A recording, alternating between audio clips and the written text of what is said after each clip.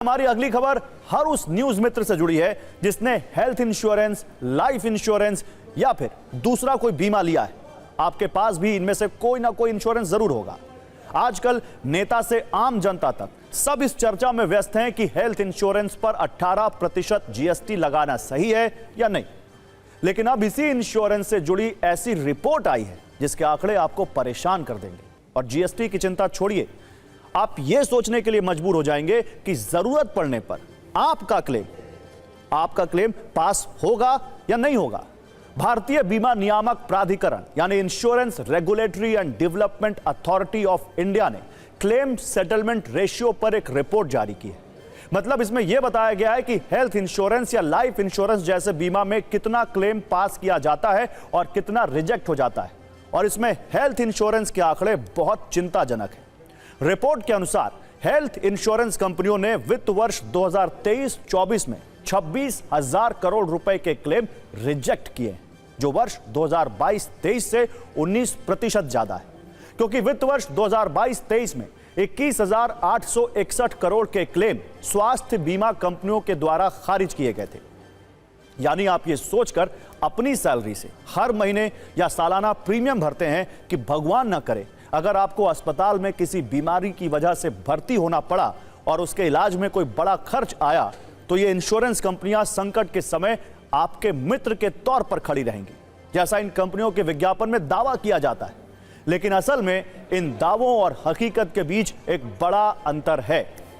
अब आपको बीमा कंपनियों की एक और सच्चाई दिखाते हैं। ये एक ऐसा मजाक है जो आपके साथ ही किया जा रहा है। रिपोर्ट के अनुसार बीमा कंपनियों द्वारा छप्पर फाड़ कलेक्शन जमा किया जा रहा है, धड़ाधड़ पॉलिसी पर पॉलिसी निकाली जा रही है।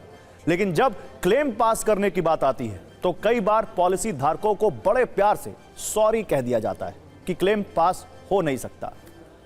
भारतीय बीमा नियामक प्राधिकरण के अनुसार 2023-24 में बीमा कंपनियों ने 36 करोड़ 51 लाख पॉलिसी जारी की। ध्यान से देखिएगा, कितनी 36 करोड़ 51 लाख पॉलिसियां जारी की गई।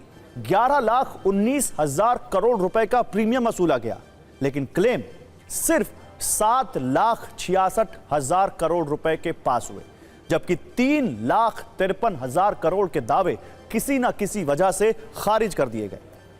इंश्योरेंस कंपनी के क्लेम रेशियो वाली इस रिपोर्ट में अलग अलग बीमा से जुड़े आंकड़े बताए गए, जिसके अनुसार लाइफ इंश्योरेंस, हेल्थ इंश्योरेंस और जनरल इंश्योरेंस में कितना प्रीमियम आया और कितना क्लेम पास हुआ, इस पर गौर करिएगा।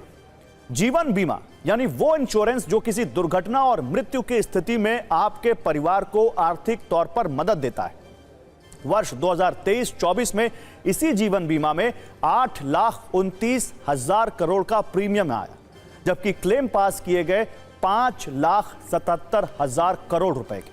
जनरल इंश्योरेंस यानी वो बीमा जो आपकी संपत्तियों के नुकसान को सुरक्षा प्रदान करता है, जैसे फायर इंश्योरेंस या मोटर व्हीकल इंश्योरेंस। वित्त वर्ष 2023-24 में जनरल इंश्योरेंस में 1,72,000 करोड़ रुपए का प्रीमियम कलेक्ट किया गया, जबकि क्लेम पास किए गए सिर्फ 1,01,000 करोड़ के। उधर हेल्थ इंश्योरेंस में वित्त वर्ष 2023-24 में 1,16,000 करोड़ के प्रीमियम की वसूली की गई, लेकिन क्लेम पास किया गया मात्र 88,000 करोड़ रुपए का, जबकि बाकी के क्लेम को रिजेक्ट कर दिया गया। और जिनके क्लेम रिजेक्ट हुए उनमें वो लोग शामिल थे जो आपकी तरह हर महीने या सालाना प्रीमियम देते थे और उन्हें उम्मीद थी कि इसका फायदा उन्हें किसी मुश्किल परिस्थिति में मिलेगा, लेकिन ऐसा हुआ नहीं। वैसे हम आपको insurance regulatory and development authority of India की इस रिपोर्ट का एक बहुत दिलचस्प हिस्सा बताते हैं। आप में से बहुत सारे न्यूज मित्रों ने कई बड़ी प्राइवेट कंपनियों से इंश्योरेंस लिया होगा, क्योंकि आपको यह लगता होगा कि क्लेम सेटलमेंट के मामले में प्राइवेट कंपनियां सरकारी कंपनियों से बेहतर होती हैं। इन जनरल लोग ये सोचते हैं, या फिर बहुत सारे लोगों ने बड़ी कागजी प्रक्रिया से बचने के लिए प्राइवेट कंपनियों की ओर रुख किया होगा, ऑनलाइन ही हो गया होगा सब कुछ, कि उन्हें प्राइवेट कंपनियों से आसानी से क्लेम मिल जाएगा। लेकिन हम आपकी ये गलतफहमी भी आज दूर कर देते हैं। भारतीय बीमा नियामक प्राधिकरण के अनुसार सरकारी कंपनियों का क्लेम सेटलमेंट रेशियो 103% से भी ज्यादा है। मतलब यह कि उन्होंने जितना प्रीमियम लिया नहीं, उससे ज्यादा के दावे का भुगतान किया, जबकि ये निजी कंपनियों के क्लेम प्राइवेट कंपनियों के क्लेम पास करने की दर सिर्फ 88% है।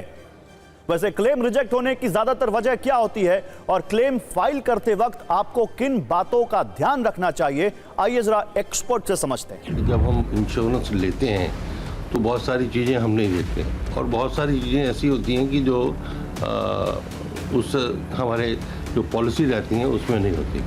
तो हम क्या है, इंश्योरेंस ले लेते हैं, लेकिन जब क्लेम का समय आता है तो हम डॉक्यूमेंट्स जो लगाने हैं हमें, वो हम कई बार डॉक्यूमेंट्स नहीं लगाते। भाई क्लेम फाइल करते हो जो रिक्वायर्ड डॉक्यूमेंट्स हैं, एक तो वो हमने साथ में लगाने हैं और जो भी डाटा मांगा गया है, जो उसमें डिटेल है, वो सारी है कि नहीं। और उसमें भी हम कई लोग कुछ चीज़ें छुपा जाते हैं, वो भी नहीं छुपानी। दूसरा, जब हम पॉलिसी लेते हैं तो पॉलिसी लेते हुए भी कि मेरे को क्या रिक्वायर्ड है, कितना चाहिए, वो फैमिली का बफर चाहिए या मेरे को इंडिविजुअल चाहिए, वो सारी चीज़ें भी देखने की। और उसके अंदर क्या क्या कवर है, ये नहीं कि भाई हाँ इतने लाख का हो गया तो सब कुछ हो गया, लेकिन मेरी रिक्वायरमेंट क्या है, मेरे को क्या डिजीज़ हैं, उसके लिए वो पॉलिसी के अंदर बेनिफिट है कि नहीं, तो वो भी सारा देखने की ज़रूरत है। नहीं तो बाद में जो हमने सोच के लिया था वो नहीं लेते तो वो हमारे लिए उस समय, जब क्लेम के समय, मुश्किल आ जाती। वैसे क्या आप सोच सकते हैं कि इंश्योरेंस क्लेम खारिज करने की वजह से किसी की हत्या भी की जा सकती है?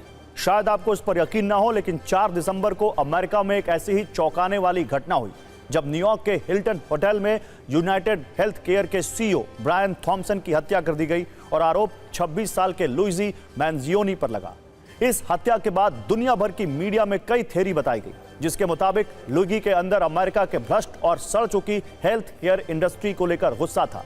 एक रिपोर्ट में यह बताया गया कि लुइगी ने यूनाइटेड हेल्थ केयर के सीईओ ब्रायन को जो गोलियां मारी, उसके शेल पर लिखा था डिनाई, डिपोज और डिफेंड, जिसका कनेक्शन बीमा कंपनियों पर लिखी गई एक किताब से निकाला गया। और यह किताब है डिले, डिनाई और डिफेंड, जो बीमा कंपनियों के भ्रष्टाचार पर आधारित है। और इसमें यह बताया गया है कि इंश्योरेंस कंपनी पैसा क्लेम करने में किस तरह आनाकानी करती है। इसीलिए लुइगी ने भी लोगों की सेहत से ज्यादा अपने मुनाफे की चिंता करने वाली हेल्थ इंश्योरेंस कंपनियों के प्रति अपना गुस्सा दिखाया और अमेरिका की सबसे बड़ी स्वास्थ्य बीमा कंपनी के सीईओ की हत्या कर दी।